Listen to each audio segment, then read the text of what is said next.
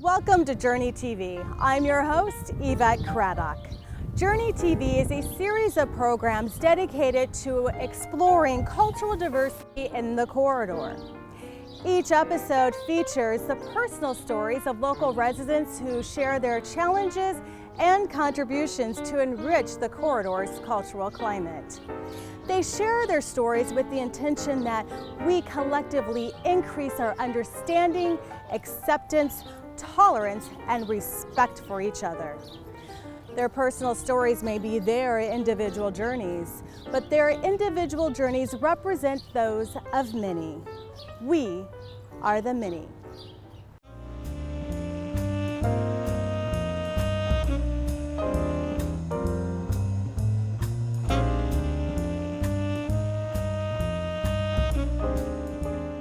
Jen grew up in a typical American household. The youngest of four, she was raised by her parents, Norm and Doris, in a loving, tight-knit family environment. It was clear from an early age that she had a thirst for adventure. Growing up on an acreage in Solon, Iowa, provided her the perfect outlet. Jennifer was about, maybe 9 years old. She wanted a horse. So what does Dad do? Buys an acreage with a horse, and not only one horse, 2 horses. So her girlfriend had a horse there. She had a horse named Bo. If that horse was laying down out in the pasture, she could walk out in the pasture, sit on the back of that horse, he wouldn't move. If he stand up, she could run up behind him like John Wayne and like that on top of him. If I tried that, I'd go to the moon this way. He didn't like me. He didn't like Norm. She could do anything with that horse. When other kids rode their 10-speed bikes, I had my horse. She also garnered her sense of freedom as the youngest of 4 who came along later in her parents' lives. I was the baby, and so they wanted to play with me. I got a lot of attention. And they also moved out very quickly, so I was able to kind of be an only child and get all of Mom and Dad's attention. So it was very busy for me. I had the best of both worlds, I gotta say. I mean, Mom and Dad worked full time, but my sister always took me, my brother always took me. Sometimes took me where I wasn't supposed to go, but that's okay. I got to experience a lot. She's close with her brother and her sister too. It's a close family. Despite the age difference. Despite the age difference. A real good kid to raise. Surprises came along, but that was all right too. She was by far the most expensive kid we had. In her teens, it became clear that she excelled in sports. One stood tall amongst the others. She loved volleyball. She didn't care for track. She played basketball, and we never missed a game for volleyball from the time she was in 9th grade. Yeah, I was very good. It was my talent. There was this guy that my dad worked with, and he had a kid my age, actually a stepdaughter. And one of the things we would do while we were camping is we would all play volleyball together, and they would always encourage us kids to play, and that's why I fell in love with the game, because Leroy, we called him Uncle Leroy, he would, come on kids, and he would encourage us to play no matter how bad we were. And he encouraging us to play made me feel good about the game. So to this day when I play volleyball, it's not about the competition. It's really about everybody really getting together and having a good time and laughing and joking and kind of plugging fun at each other. And that to me is what a sport is. So when people get competitive, I lose interest. Jen left volleyball behind in her hometown when she went off to college. I chose a college in Missouri that was fairly inexpensive because I knew they were going to be helping me pay for it. I worked full and part-time both while I was down there to help pay for it. As usual, Jen focused on her responsibilities. Because of her dedication to her goal, she continued to silence the truth about herself that she had kept a secret since junior high school. Let's go back to junior high, because you mentioned that was a pivotal moment for you. It was. I was not interested in the boys. I started to kind of clue in that I wasn't, that I liked girls, and I thought, I'm keeping my mouth shut, because there was a couple kids in our grade that were picked on for being gay, whether they were or not, I couldn't tell you now. And they were relentless. I really wasn't sure if it was even something that someone could be. I mean, there was nobody else that I knew that I could look up to and say, oh, they like girls, and girls can like girls, and boys can like boys, and that's okay. How did you figure it out? So I did date some boys in high school, but it would come to the kissing part, and I was just ew. I couldn't do it. It felt like I imagined someone that's straight trying to kiss someone of the same sex would feel. I just didn't feel right. It felt wrong to me, like I was doing something wrong. After we broke up, which was in high school, I was about 16, 17, I just kind of knew, again, keep my mouth shut. I just want to get to college. I think it was fairly early on in college. Okay, now I know I'm a lesbian. Now I know I like girls, but I'm not going to do anything about it. I'm just going to not. And when people would ask me, I would either deny it or just say I don't want to talk about it. Because I needed to focus on my studies. I need to focus on getting out of college and getting a job. And then I think part of what my parents raised me was this responsibility for myself. So I wanted to take care of my responsibilities before I let myself be whatever I needed to be. Okay. So I needed to be whatever everyone else needed me to be until I could get to my safety point. To your safe landing, and then you can then springboard from there. The springboard was probably my ex McGuire. I call her McGuire. Her name's Jen too. She asked me out on a date. I said no like 15 times. Finally, I said yes, and she was the one that said to me, you know, you need to get a grip on your reality here. You have a job. You're out of college. I was working, you know, and that was it. Then I just said okay, and I jumped into it, both feet. She got a grip, got a job, and decided it was time to take responsibility for her authentic self.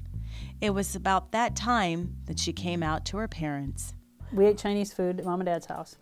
I'd been with McGuire for 6 months, maybe not even, and I said to them, specifically I remember saying, hey, you know, Jen, she's not just my roommate. And I felt my ears burning and my face turning red, and Mom started crying like pretty quickly. What was going on inside of you? What emotions did you experience? I just tried to block it out at first. And Dad kind of got mad. It broke up Mother up pretty bad. And I think he was mad at me for making Mom cry, but he yelled at Mom kind of in a way, and he said, oh, you know, Doris, you know since she was 8. We've known since she was 8. The kids knew. And I said, well, what?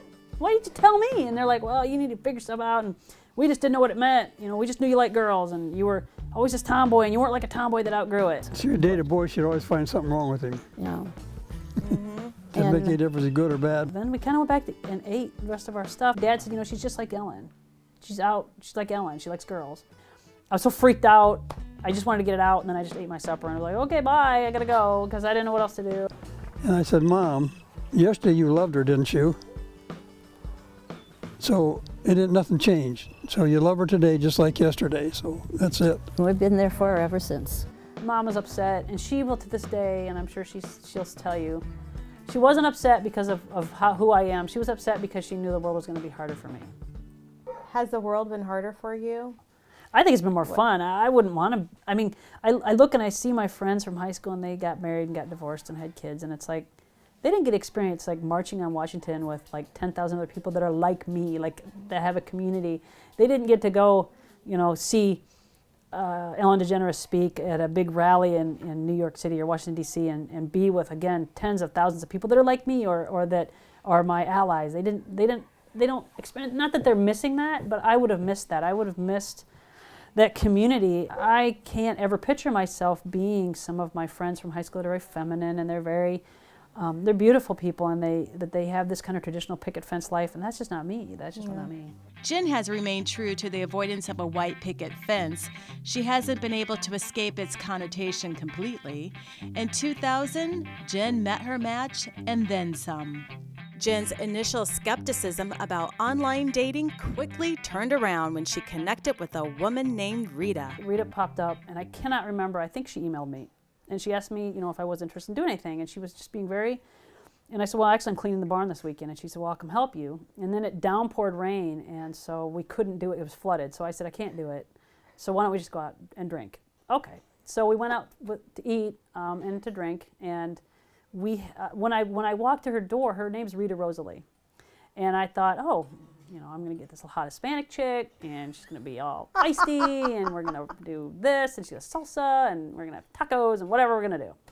And I get to her door, and I was wrong. And she's she had curly hair.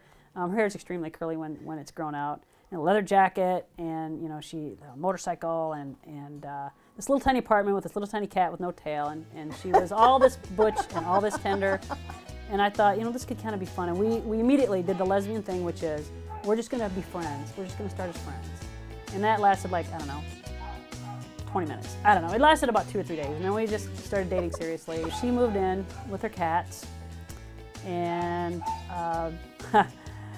she just took over the house. I mean, she immediately saw things in this house that I had never touched, never even looked at. And she, oh my God, we got to do this, and this needs to be done. And she's right.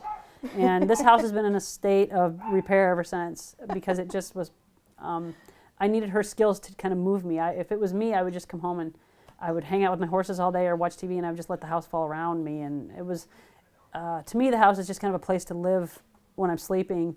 To her, it's a home, and she made it a home. Rita is a soulful woman who possesses a quiet nature. She is the youngest of 6 children who grew up in a small Illinois town. After speaking with her about the childhood and adult life moments that shaped her, it doesn't take long to ascertain that Rita is a confident, authentic person whose strength emanates through her reserved presence. I grew up in a small town in Illinois called Sheffield, Illinois. Graduating class of 23 people. And how did you make your way to Eastern Iowa? By some really bad choices and some really good choices of my life. I originally was in Kewanee, Illinois until both of my parents died when I was really young, and so I went to live with my grandmother, and she adopted me and my other siblings, and graduated out from there and just kind of started exploring life when most kids were going to college and, you know, planning their futures. I was still having a really good time with life, so I thought. So you thought. Like Jen, Rita had an instinctive feeling that she was a lesbian as a young girl. However, she quickly picked up on her small community pressures to conform to the norm in order to avoid intense harassment. When I grew up in our community, there was, you didn't come out as being gay at all, and there wasn't any other races in the area or anything, so a lot of my upbringing, I heard a lot of the negative words and a lot of the negative terms and behaviors and stuff, and, you know. For gays and For gays, for anybody of racial diversity. So if you Mm-hmm. didn't fit the pattern, it sounds like that was it. Yep. So you better fit the pattern to survive. Yes, even if you thought you were gay, you better look like you're not, because if they think you are, then they're going to harass you. And I kind of went through a hard time like that when I was a junior in high school, and it was really hard on me. So. What did you do to adjust? There wasn't a whole lot I could do. I just kind of like kept more to myself, and eventually it kind of all went away. It's one of the things I try and tell my kids when they're, you know, having issues. You know, sometimes the best thing you can do is not say anything at all and just pretend like it doesn't bother you, and eventually it goes away. Yeah, don't give it any energy. Seemingly different, these Midwestern women shared one common burden: silencing their true identities to survive the conventional lifestyles of their small hometowns. After surviving a childhood marred by the loss of her parents and wandering through her early adult years, Rita landed in Cedar Rapids. And you obviously had a moment where things shifted. They did. What was that moment that changed it? I think the moment was when all the fun that I thought I was having really actually turned out to be not that much fun. So I decided that I better grow up and get a real job, and so I went to college, started working in engineering jobs, doing computer-aided drafting, and eventually that's what moved me to the Quad Cities, and then from the Quad Cities to Cedar Rapids. Back then, 12 years ago, there wasn't much of a scene for the gay community, at least what I could find for a new person. I was kind of giving myself another couple of months, and then I was going to move back to Illinois because I was pretty down and out. What is it that the community was missing that you had found in other communities to plug into your community? Jen. Jen's the one who made me feel like I fit in, that Iowa was the place to be. Obviously, the connection worked for them in every way. As most couples, after a few years together, Jen and Rita entered a new phase in their relationship. On my Planet Out profile, you know, lives in the country, works full-time, interested in a serious relationship, and in huge letters, no kids. I don't want kids. Don't even think about it. What did you think about her no kids post in her? I'm like, good luck. Like, that's gonna stop me. Anybody who knows me, if I have my head set on something, I'm gonna get it. Wow, go girl. So kids were not off the table. They were just put aside to just sucker her in further, and then I could spill the beans and let her know how things were going to be. I think we were together a couple years, and she said, I really want kids. And I thought, oh, here we go. So The talk. I said, I don't That's really the want talk. kids, but I said, if you can figure out a way to get some here temporarily, try it out. Maybe we could have a friend's kid over. So the next thing I know, I'm signed up for foster parent classes for 10 weeks. And I thought, God, she figured out a way to get temporary kids. How's that going to work? So we got foster parent license, and we met little Robbie, was a friend of ours, nephew. So as soon as we got our license, we asked to take him, which we did, and we got a little boy. First day, they just need foster parents very badly. We've had kids in the house ever since. And when the idea of adoption came up with Robbie, I saw it coming, so I was okay with that. We had talked about it. We knew Robbie was probably going to be permanent. Yeah. But after that, I said we were done. Or so she thought. And we adopted 3 more. From a family unit of 2 and no kids, Jen and Rita's family grew to 5 and now comprises a household of 8. Yes, 6 kids and 2 adults. And now between the adopted children and the foster children, we have a total of 6 in the household. Yep, there's 6 in the house, and apparently each one gets a dog and a cat. And a cat. And a cat. And I get the gerbils. So you get the gerbils, and you have your horses. I have the horses, and the kids have a pony that they're scared of, so that so it doesn't get ridden when they're the llamas. They ride it, and then inevitably the horse will come back down the road without a child, and I have to go get the child. And like a growing number of couples, both heterosexual and gay, love came first, children followed, and marriage. You 2 got married. Yep.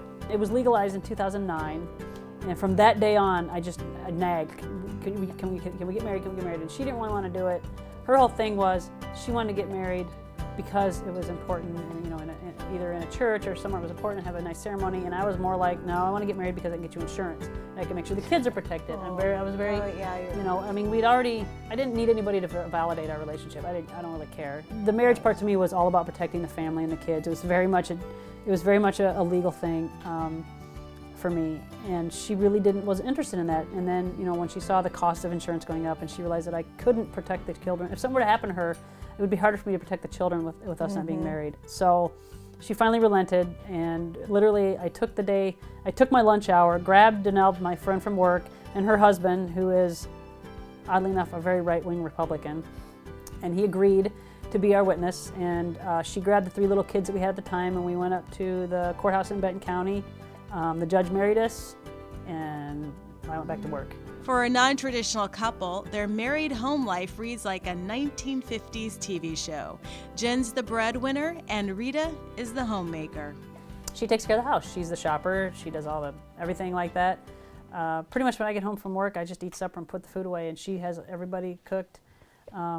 She does all the lawn work, all the garden stuff. I just kind of do what she wants. When she says the garden needs to be worked in, what do you want me to do is what I say. The day-to-day, making sure everybody has clean clothes, making sure the kids are fed is a full-time job, and she does stay home full-time with the kids. Otherwise, I don't know that we could manage it. Living on the farm provides the kids with the feeling of freedom and adventure similar to Jen's upbringing, encompasses Rita's structure, and includes both of their commitments to each child, learning individual responsibility. The kids range from 6 to 16 and have varied personalities that make this family an interesting and exciting unit. Have you had any challenges at school with being children of 2 women? I'm the only one who goes to Roosevelt. I had problems with kids at school. They would bully me about the way I act and the people I live with. This one day when I was on the bus waiting to get to school, I had a little fight with this girl. We were yelling at each other, and she said I hit her, but she hit me, and then she went to her brother, her big brother who I had problems with, and he came up to me and he started threatening me. There were other kids, and they were picking on Jen because she was gay and all that. Just before the cops showed up, they told me they were going to kill me. I would say that it isn't right. Gays should be able to marry and be with whoever they want to be with. When you live with 2 females, you kind of just get used to it. It's not really that big of a deal, but other people make it out to be a big deal. Yes, Jen and Rita are two grown women, lesbians, married to each other, with a household of kids, adopted and foster, living in the Eastern Iowa countryside. If you think they are so different from you, your neighbors, or even your parents, think again. We were talking about how in our family there is no norm. There's no normal in our family. I would like to see people see that that's the new norm, is there is no normal family. There is no family that's fitted into some kind of cookie cutter ideal. There's this false image that we have that for some reason we think that back in the, you hear people referring, to back in the 1950s there was this norm. There never was. There was just the idea that we would sweep the other families under the table and they didn't count.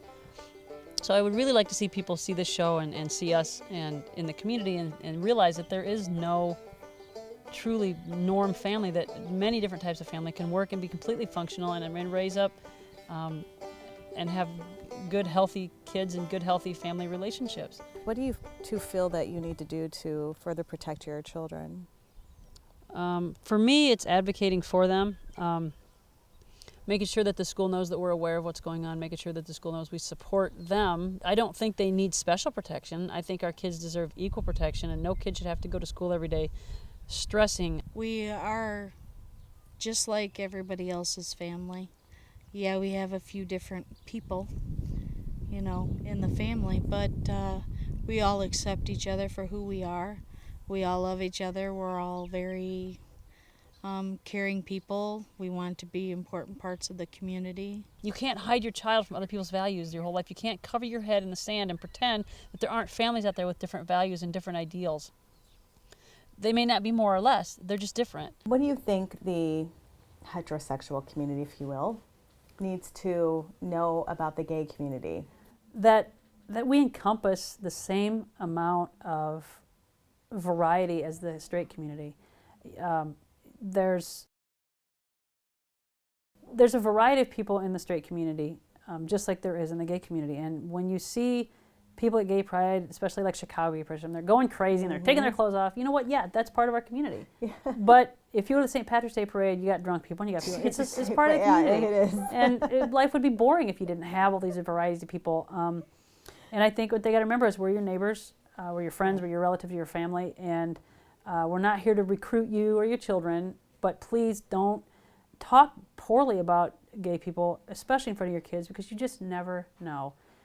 You could be doing damage, even if your child is straight. They have friends that are gay, they see people that are gay, and you're only doing damage. You need to remember that gay people aren't there to recruit people. Lesbians aren't there to say, we want everybody to be on our side. That wouldn't be any fun. If we had no variety, it wouldn't be any fun. And life is about having fun and meeting new people and different people. And it's okay to disagree, but don't hate or feel scared because you don't understand. Ask questions, and that's okay. I'd rather have someone ask me a million stupid questions than just grow hate because they don't understand something. Like any couple truly committed to their relationship, Jen nor Rita can imagine life without the other. Rita describes their relationship as a work in progress, which is just like any relationship of value, including the one that hopefully all of us have with the Corridor community as we work together to respect our differences and celebrate our individuality to build strength and unity.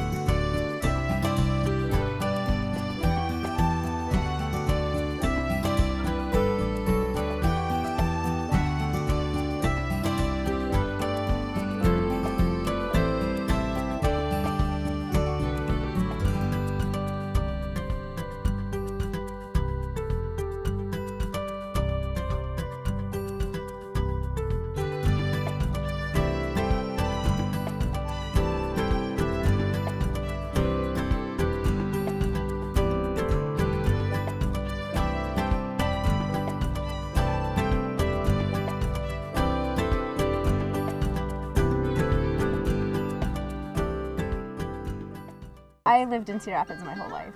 It didn't seem like I had a care in the world. Most people can relate to Rima Ajram Salim's childhood filled with typical sibling antics, silly games with friends, and not having a care in the world. Really, normal childhood stuff, up to a point.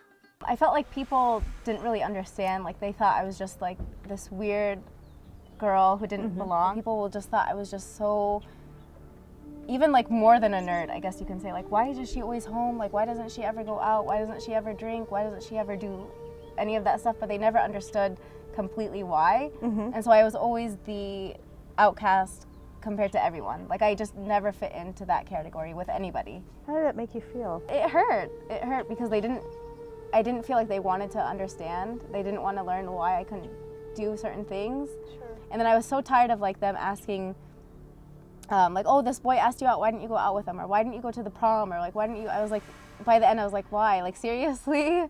It is not just about the financial things.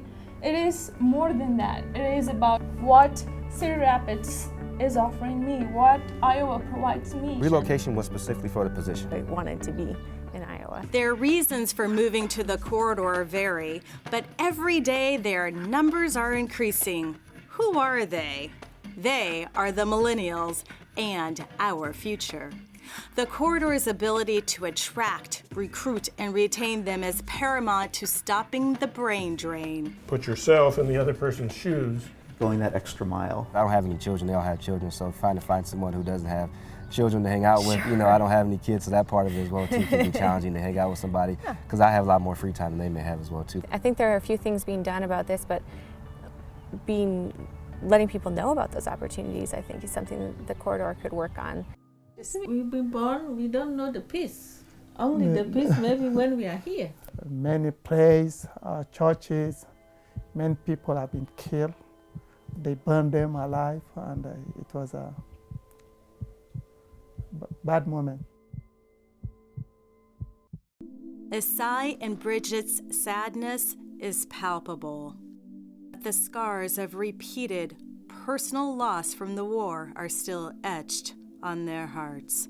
They use us to fight others, and it was a hard moment, but I was blessed that I escaped, and through the way that I escaped, I don't know, but it's God that helped me through those hard moments. I had 15 naira, which would be maybe 2 or 3 cents USA. That was the only money that I had.